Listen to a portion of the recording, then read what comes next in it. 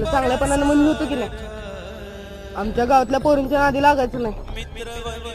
बर चल लागलास तर लागलास पण कुणाच केवढाच आहे होय रे हा तुला माहित नसेल तर सांगून ठेवतो मला आवडते ती आणि तुला तिला इथं भेटायची हिंमत कशी झाली. मी तिला नाही तिनं मला बोलवलं भेटायला मग नाही म्हणाल देवानं तोंड नाही दिलं तुला. आता बोलायला तोंडात ठेवायचं नाही लय झाली नक्की काहीतरी झालेलं दिसतं चला लवकर.